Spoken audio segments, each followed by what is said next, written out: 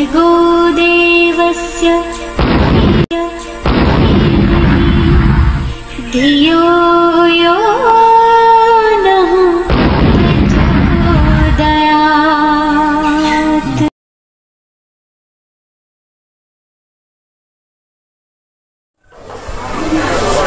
इस सिलसिले में चंद बातें अभी अर्ज करता हूं, फिर इंशाअल्लाह जिंदगी ने साथ दिया तो आगे अर्ज करूंगा। अल्लाह करे कि मेरी बात समझ में आ जाए। इंसान जिस लाइन पर तजस्सुस करते हैं ना, वहां से कुछ न कुछ मिल जाता है। कुछ उलमा मेरे पास कोयटा से आए, मैंने उनके सामने कुछ बातें अर्ज की तो खुदा की कसम उन्होंने इतनी दुआएं दी उन्होंने कहा कि हमारे पास किताबें थी, पढ़ते हम थे, लेकिन आपने हमारे ज़हन मुंतकिल करके हमारा रास्ता खोल दिया। सबसे पहली बात यह है कि तारीख की किताबों के अंदर, कदीम तारीख किताबों में लिखा है, अबू बकर सिद्दीक रजी अल्लाह ताला अन्हु ने ज़माने जाहिलियत में, ज़माने इस्लाम से पहले जो उनकी औलादें थीं वो कौन कौन सी थी, तो उसमें हजरत आयशा सिद्दीका रजी अल्लाह ताला अन्हा का नाम मौजूद है। अब अपने ज़हन को हाजिर रखिए, रसूलुल्लाह सल्लल्लाहु अलैहि वसल्लम ने जब ऐलान नबूवत फरमाया है तो उस वक्त आपकी उम्र मुबारक कितनी थी? 40 साल। और फिर मक्की जिंदगी में रसूलुल्लाह सल्लल्लाहु अलैहि वसल्लम कितना अरसा रहे नबूवत के बाद? 13 साल। और इस्लाम आने से पहले, नबूवत का ऐलान होने से पहले अबू बकर सिद्दीक रज़ी अल्लाह, यानी अबू बकर सिद्दीक को मुसलमान नहीं हुए थे, उनकी जो औलादें थी उन औलादों में हजरत आयशा सिद्दीका रजी अल्लाह ताला अन्हा का नाम आता है। तारीख तबरी देख लें, जिसका जी चाहे मेरे पास देख ले, मैं उसको दिखा दूंगा इंशाअल्लाह। तो अगर आप 2 साल की या 3 साल की बच्ची भी आयशा सिद्दीका रजी अल्लाह ताला अन्हा के बारे में तस्वर कर लें कि उस वक्त थी, तो 13 साल मक्की जिंदगी है।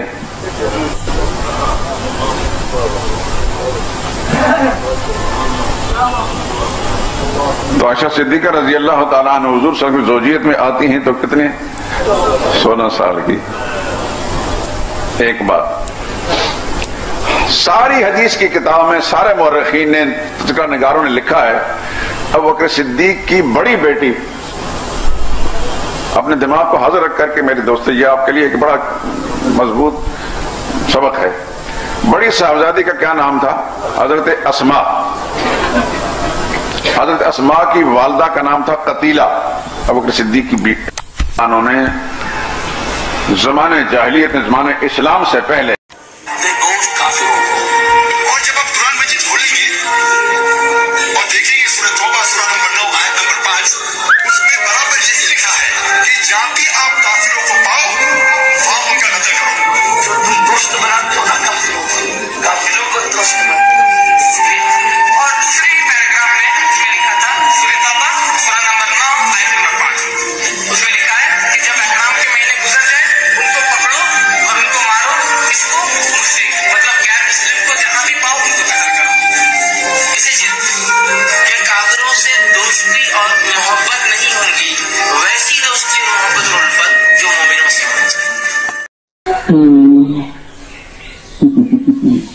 तो आप किसे सुनना पसंद करना चाहेंगे? तफसीर इब्न कसीर से ही शायद आप तकरीर में कोई सा भी आपके सामने जो है उसी से बोलिए। कहाँ ढूंढने जाएंगे क्या? अरे नहीं, वो क्या है, मोबाइल है, टेक्नोलॉजी है, तो ज्यादा टेंशन नहीं है। नहीं, मैं कह रहा हूँ कि हमको जो मिल जाए वही पर्याप्त है, हम फिर ढूंढने के लिए समय लगेगा। हाँ, सही आपके। तो उतना समय तो हम लोग बचा ही सकते हैं ना। हाँ, हमसे बस 1 महीने का। अरे आप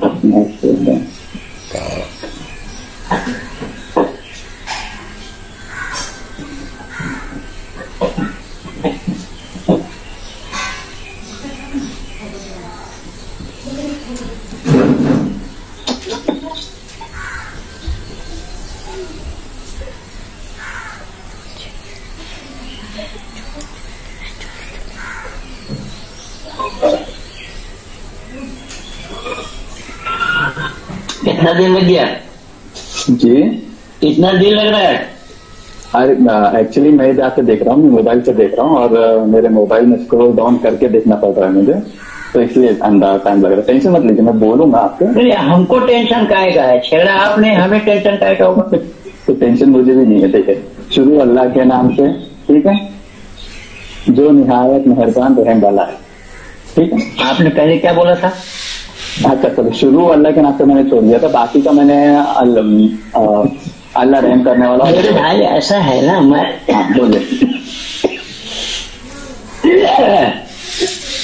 मैं इसको जानता हूँ, तभी इस पर काम कर रहा हूँ। इसको बिना जाने कोई आदमी काम थोड़ी करता।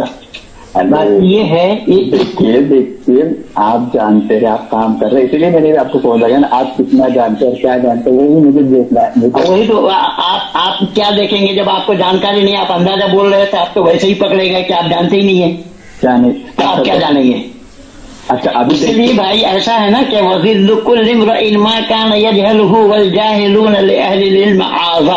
कि सिद्ध करते हैं वो लोग जो नावाकिफ होते हैं, इसलिए आलिम आदमी का दुश्मन होता जाएगा। अरे अभी आप बात मत घुमाइए, आप ये बताइए। बात क्या घुमाइए, तुम तो खुद पकड़े गए मूर्खता में, तुमने उसका जो अर्थ नहीं है वो बोला, अब उसको सुधार करके बोल रहे हो, तो गलती तुम्हारी। तुम अनजान में बोले भाई, तुम अनजान में बोले थे या जानकर बोले थे?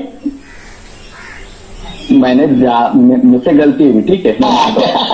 एक बस मैं भी तो है। देखा, सुन लिया आप लोगों ने, मुझसे गलती हुई, यानी गलती और सीनाजोरी, ये पूरी कौम ही जाहिल है। जो जाहिलाना बात इन लोगों का है, और ये लोग जहालत के सिवा कुछ जानते भी नहीं है। और वो कैसा जाहिलाना बात, उस मौलाना से भी आपने सुना, जो मौलाना अभी इस्लाम के पहले बता रहा था। उसने क्या कहा, अल्लाह करे मेरी बात को समझ जाएं। भाई अल्लाह करे मेरी बात को समझ, मैं अगर कोई बात कह रहा हूं किसी को, उसमें बीच में अल्लाह कहाँ से आ जाएगा? अल्लाह करेंगे वो समझाने के लिए, समझने के लिए। तो यही मूर्खता इन लोगों की है, ये कौम की है। ये सब जगह अल्लाह को घसीटते हैं, अल्लाह करें। ये कोरोना भी अल्लाह का लाया हुआ है, बीमारी अल्लाह का लाया हुआ है, शफा अल्लाह देंगे, सब अल्लाह करेंगे। तो तू क्या करेगा? तू हाथ पर हाथ धरे बैठा रहेगा? तो इसी तरीके से परमात्मा का काम क्या है और मानव का काम क्या है, इन लोगों को नहीं पता। ये जानते ही नहीं है मानव का काम क्या है, परमात्मा का काम क्या है। जो काम परमात्मा का है वो काम मानव नहीं कर सकता, वो मर्यादा के खिलाफ है, उसकी बस की बात नहीं है इंसान की। और जो काम इंसान का है वो परमात्मा के शान के खिलाफ है, उस काम को वो नहीं करते। जैसा परमात्मा हल नहीं चला सकते, परमात्मा संतान उत्पत्ति नहीं कर सकते, परमात्मा मानवकृत कार्य नहीं कर सकते, और मानव परमात्मा कृत कार्य नहीं कर सकते, सृष्टि की रचना नहीं कर सकते, उसको स्थिति में नहीं ला सकते। सृष्टि की रचना तो दूर की बात, मानव तो एक चींटी का टांग भी नहीं बना सकता। इस तरीके से ये जाहिल लोग हैं और जहालत की बात करते हैं और ऊपर से सीनाजोरी भी करते हैं। ये फोन अभी अभी आया था पूना से, मुकीम नाम है इसका। ये बिस्मिल्लाहिर्रहमानिर्रहीम का अर्थ जानता नहीं, झाड़ रहा है। जब मैं उसको पकड़ा दिया तो बोलते मेरी गलती हो गई। तो इसी तरीके की ये सब जगह जहालत मैं आप लोगों को बताता आया हूँ, उजागर करता आया हूँ, और इसी जहालत को देख करके ही इस्लाम की। जी नमस्ते। नमस्ते बिल्कुल ठीक हूँ, परमात्मा की दया है। दरअसल कार्तिक जी बताते थे कि आपसे चर्चा करते थे वो मेरे बारे में, और आप उनसे करते थे। आपकी भी सिक्योरिटी भी कहीं कहीं मेरी तो वही आज लगभग 3-4 महीने हो गए, 3 महीने याद नहीं, तो मैंने क्या कर दिया है अध्ययन करने के बाद, काफी अध्ययन करने के बाद। हाँ, क्या क्या किया? इस्लाम त्याग कर दिया? हाँ, छोड़ दिया मैंने, इस्लाम छोड़ दिया। हाँ बिल्कुल। अच्छा। ये रमजान के महीने में आप लोगों को मैं ये तोहफा दे रहा हूँ, और तोहफा में यह है कि मेरे विचारों को सुन करके लोग इस्लाम से अपना मोह भंग कर रहे हैं, इस्लाम से मोह भंग हो रहा है। और ये आवाज मैंने आप लोगों को अभी सुनाई, और इस्लाम से मोह भंग होने का कारण भी क्या है, इसमें मैं कई वीडियोस आप लोगों के सामने प्रस्तुत किया हूं, जिसमें मौलाना साहब ये कह रहे हैं कि इस्लाम आने से पहले, अर्थात पहले इस्लाम नहीं था, और इस्लाम कब आई कि हुजूर सल्लल्लाहु अलैहि वसल्लम को नबूवत मिलने के बाद। तो नबूवत कब मिली? 40 साल की आयु में। इसका मतलब ये हुआ कि उससे पहले इस्लाम नहीं था।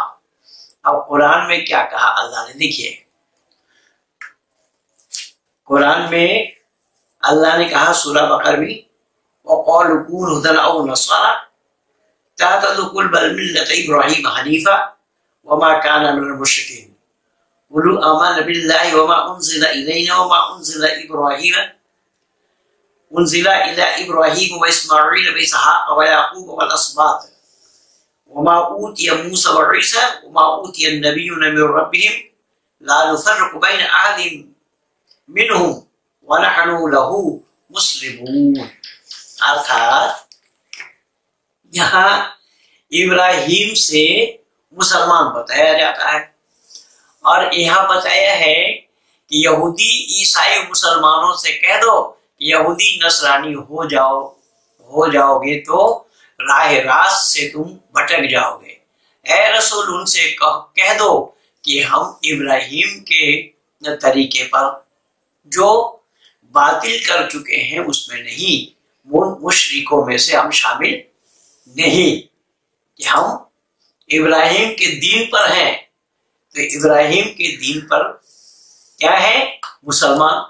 और ऐ मुसलमानों, तुम ये कहो कि हम तो खुदा पर ईमान लाए हैं और उस पर तो वह जो हम पर नाजिल किया गया और जो सहीफे इब्राहिम वो इस्माइल और इसहाक याकूब के औलाद पर नाजिल हुई थी, और जो किताबें मूसा ईसा को दी गई थी और जो और पैगंबरों को भी दी गई, उन परवरदिगार की तरफ से उन्हें दिया गया, हम तो उनके से ही उनके तरीके पर है, उनके तरीका को मानने वाले हैं।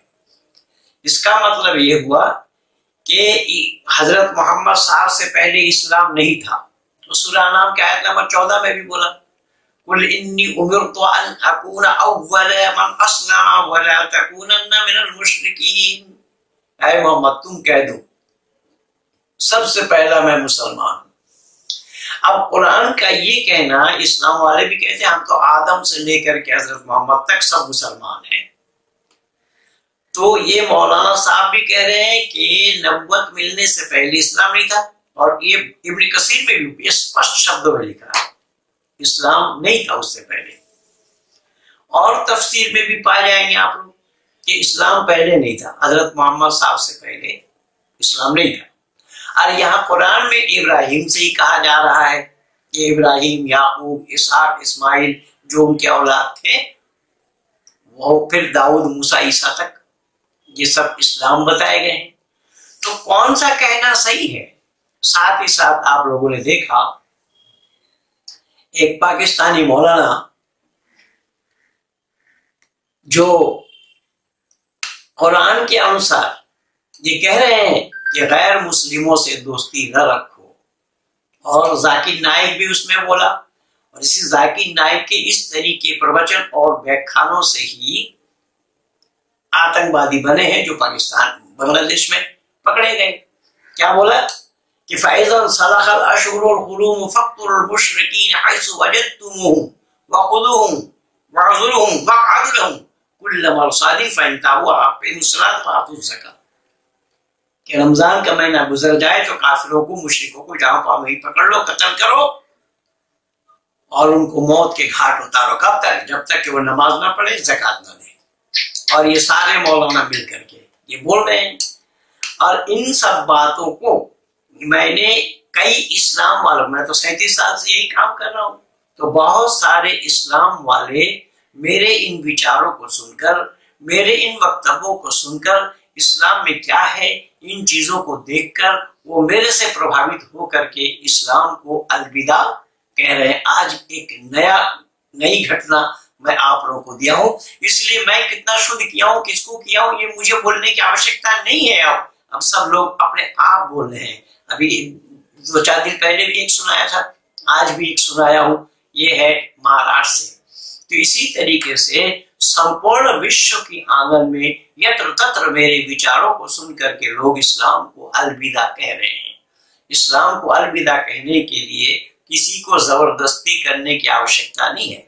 इस्लाम की विचारधारा को उनके दिमाग में, उनके दिल में, दिमाग में भरना पड़ेगा कि इस्लाम में क्या है, कुरान में क्या है। और ये इस्लाम झूठ किस तरीके से है वो तो मैं तारिक जमील को दिखा करके आप लोगों को बताया।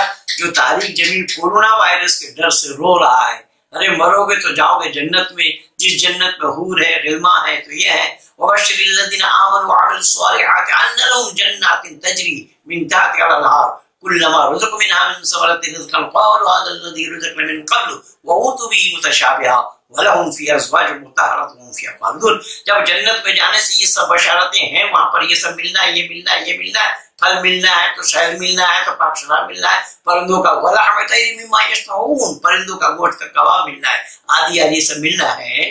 फिर ये रोना पीटना क्यों?